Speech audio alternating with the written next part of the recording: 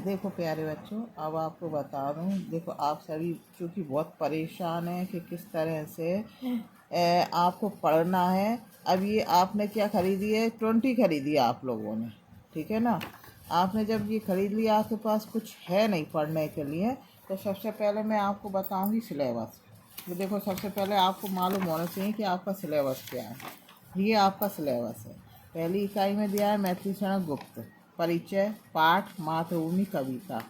दूसरी में दिया है प्रेमचंद परिचय। फिर दिया है पाठ शतरंज के खिलाड़ी। शतरंज के खिलाड़ी प्रकाशित हुई थी 1925 में, ठीक है ना।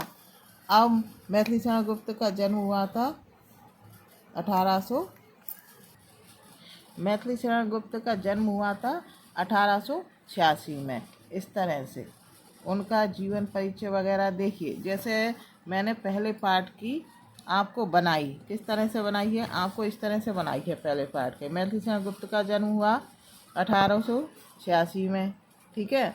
और उनकी मृत्यु 1964 में यहाँ पर दिया है। जन्म स्थान झांसी, चिरगांव, उत्तर प्रदेश। आपको इस तरह से क्वेश्चन आ सकता है कि मैथिली शरण गुप्त जी का जन्म कहाँ हुआ। आपको कई ऑप्शन दे सकते हैं, झांसी, बनारस, कलकत्ता, मध्य प्रदेश। तो आपको झांसी के बाद चिरगांव आए, झांसी आए तो झांसी पे लगाएंगे, और चिरगांव दिया है तो फिर चिरगांव में लगाएंगे, उत्तर प्रदेश में। पिता का नाम रामचरण गुप्त, माता का नाम काशीबाई नहीं है, काशीबाई है। पेशा लेखक, कवि, भाषा शैली ब्रजभाषा। मृत्यु उनकी 12/12/1964। अवार्ड पुरस्कार विशिष्ट सेवा पदक। मैथिली शरण जी राम भक्त कवि थे। 12 वर्ष की उम्र में कनकलता नाम की पहली कविता लिखी। प्रथम काव्य संग्रह रंग में भंग। मैथिली शरण गुप्त, जयद्रथ भट्ट, खड़ी बोली में, ये दोनों बंगाली की रचनाएं हैं। ये बेटा इन दोनों की रचना है, रंग में भंग। प्रथम काव्य संग्रह उनका रंग में भंग, ठीक है ना। और मैथिली शरण गुप्त की जयद्रथ भट्ट, ये भी उनकी रचना है ये, और ये दोनों खड़ी बोली में लिखी गई हैं, ठीक है ना। आपको क्वेश्चन आ सकता है कि खड़ी बोली में लिखा हुआ उनका प्रथम काव्य संग्रह है तो रंग में भंग। सबसे पहले तो आप जन्म और मृत्यु सबकी याद कर लेंगे, ठीक है ना। भारत भारती 1912 में, भारत भारती 1912 में पूछ सकते हैं कि उनकी भारत भारती कब प्रकाशित हुई, तो 1912 में। राष्ट्रीय भावनाओं से परिपूर्ण थी, काव्य ग्रंथ था जिसे अंग्रेज सरकार ने जब्त कर लिया था। ये पूछ सकते हैं अंग्रेज सरकार ने कौन सा ग्रंथ मैथिली शरण गुप्त का जब्त किया था, तो भारत भारती कब प्रकाशित हुई थी? 1912 में। सारे आपको जो 50 क्वेश्चन आएंगे एमसीक्यू में आएंगे, आपको उनके 4 ऑप्शन रहेंगे, उसमें से सही लिखना है। अब इस तरह से आपको याद करना है। अब पुरस्कार ने इलाहाबाद से डीलिट की पद्म भूषण 1954 में इन्हें पुरस्कार मिला। मैथिली शरण गुप्त जी को राष्ट्र कवि की उपाधि किसने दी? महात्मा गांधी जी ने। याद कर लेना, मैथिली शरण गुप्त जी को राष्ट्र कवि की उपाधि किसने दी थी? महात्मा गांधी जी ने दी थी, ठीक है। अब इनकी कुछ हैं। कुणाल गीत 1942 में, कावा और करबला 1942 में, पृथ्वीपुत्र 1950 में, प्रदक्षिणा 1950 में। इन्हें साहित्य में दद्दा के नाम से संबोधित किया जाता था। हिंदी साहित्य के इतिहास में खड़ी बोली के प्रथम महत्वपूर्ण कवि, ठीक है ना। अब इनकी जैसे ये कविता आ गई। अब कविता में क्या है? मातृभूमि, ठीक है ना। इनकी मैथिली शरण गुप्त की कविता कौन सी है? मातृभूमि। मातृभूमि में हिंदी में कौन सी विधा है? तो कविता विधा है, ठीक है ना।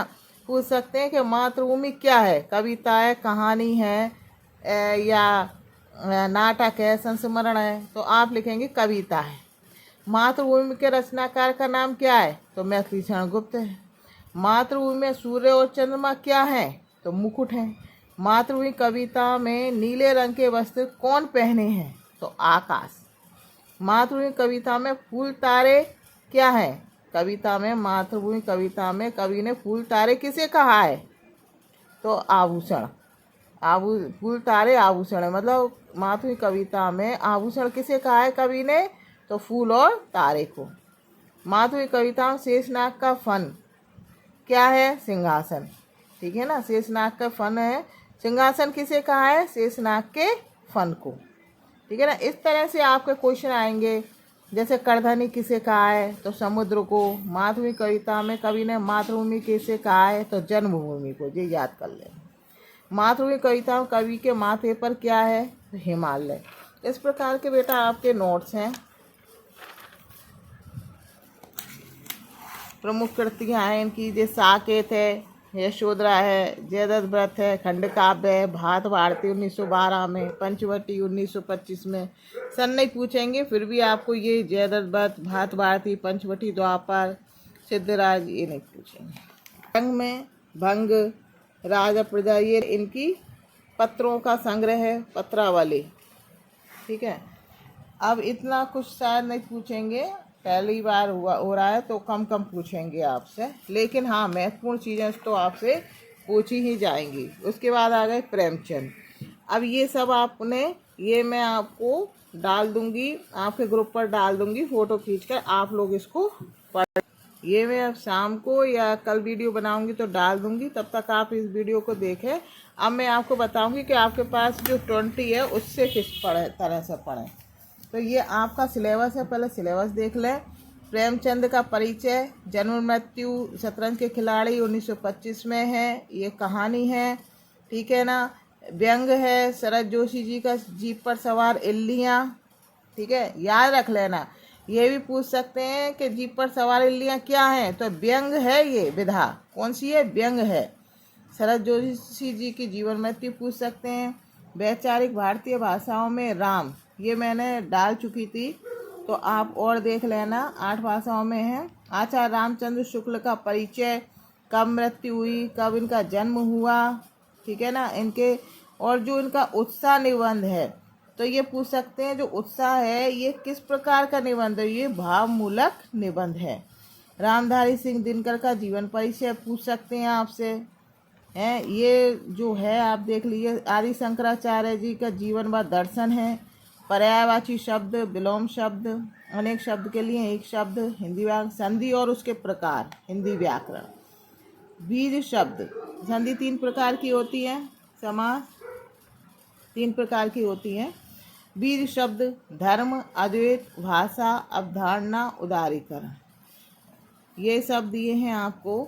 तो ये आप आदि शंकराचार्य जी ने अद्वैतवाद का दर्शन दिया है, ये मैं दूसरी वीडियो बनाकर आपको बता दूंगी कि किस तरह से आपको पढ़ना है। अब रही है आपकी 20, तो देखिए आपकी जो 20 दी है, आपने कोई सामग्री उपलब्ध नहीं है तो 20 में देखिए, ये सब आपका पूरा सिलेबस दिया है, 20 में दिया है। अब क्योंकि MCQ क्वेश्चन आएंगे, MCQ क्वेश्चन आएंगे, तो ये तो कुछ MCQ क्वेश्चन दिए हैं बेटा, लेकिन उसके बाद तो ऐसे क्वेश्चन दे दिए। अब चूंकि ऐसे क्वेश्चन तो आएंगे नहीं, MCQ क्वेश्चन आएंगे, तो इसके बाद आप पढ़ेंगे कैसे इसको, तो आप इस तरह से पढ़ें इसे। जैसे दिया है, मातृभूमि के हरे भरे तट पर आकाश नीले रंग के वस्त्र की तरह सुशोभित है, तो इसको MCQ बना लो आप। कैसे बनाएंगे कि मातृभूमि के हरे भरे तट पर आकाश किस रंग का है, नीले रंग का। ठीक है ना, इसमें दिया है कि सूर्य और चंद्र इस भूमि का मुकुट है, तो इस भूमि का मुकुट क्या है, इस भूमि का जो मुकुट है वो क्या है, सूर्य और चंद्र। कवि ने क्या कहा है, इस भूमि के मुकुट की उपाधि किसे दी है, सूर्य और चंद्र को, या सूर्य और चंद्र को क्या बना बताया है, मुकुट। समुद्र को क्या कहा है कवि ने, मातृभूमि कविता में समुद्र को क्या कहा है, करधनी। ठीक है ना, नदियाँ प्रेम प्रवाह है और फूल और तारे आभूषण है। फूल और तारे को कवि ने क्या कहा है, आभूषण की उपाधि दी है। बंदीजन पक्षियों का समूह है और शेषनाग का फन सिंहासन है। बादल पानी बरसाकर उसका अभिषेक करती है। अभिषेक कौन कर रहा है, बादल। कैसे कर रहे हैं, पानी बरसाकर। इस तरह की सगुण साकार मूर्ति है मातृभूमि। ठीक है, तो इसको इस तरह से आप MCQ में याद करें। मातृभूमि की धूलि में लोट लोट कर कवि बड़े हुए हैं। कवि किस तरह से बड़े हुए हैं, मातृभूमि की धूलि में लोट लोट कर। ठीक है ना, इसी धरती पर घुटनों के बल पर रहकर उसने धीरे धीरे पैरों पर खड़ा रहना सीखा, रेंग रहे हैं। इसी पुण्य भूमि में रहकर उसने श्री रामकृष्ण परमहंस की तरह सब सुखों को बाल्यकाल में ही भोगा। सब रामकृष्ण परमहंस इनका पूछ सकते हैं। रामकृष्ण परमहंस किससे संबंधित थे? वैसे इतना गहराई में जाकर नहीं पूछेंगे, आपका प्रथम पेपर है बेटा। तो ये पूछे रामकृष्ण परमहंस की तरह सब सुखों को बाल्यकाल में भोगा। सब सुखों को बाल्यकाल में किसकी तरह भोगा? रामकृष्ण परमहंस की तरह। इसलिए माता द्वारा अपने बच्चों के लिए किए गए कार्यों के लिए प्रत्युपकार करना आसान नहीं है। प्रत्युपकार मतलब कि ऋण चुकाना। जो माता द्वारा अपने बच्चों के लिए किए गए, जो माता पिता हमारे लिए जो कार्य करते हैं, उसका ऋण हम कभी नहीं चुका सकते हैं। माँ का स्नेह असीम है। या मातृभूमि का प्रतीक। मातृभूमि किसका प्रतीक है? मातृभूमि किसका प्रतीक है? तो माँ का। ठीक है ना। इस तरह से क्वेश्चन आ सकता है कि मातृभूमि किसका प्रतीक है? माँ का प्रतीक है। इसी तरह से बेटा आप पढ़िए, और आपको कहीं पर भी कोई भी दिक्कत हो तो आप मुझे कमेंट कर कर लिख दें। मैं उसका उत्तर आपको पढ़कर तुरंत या थोड़ी देर बाद या 1-2 घंटे में दे दूंगी। ठीक है ना। आप इसी तरह से इसको पढ़िए, हल करिए, और कहीं कोई दिक्कत आए तो आप मुझसे संपर्क कर लें, मुझे कमेंट लिख दें। ठीक है ना। या मुझे ग्रुप पर लिख कर डाल दो कि मैडम ये समझ में नहीं आ रहा है, तो मैं उसका उत्तर लिख दूंगी। ठीक है बेटा। Thank you.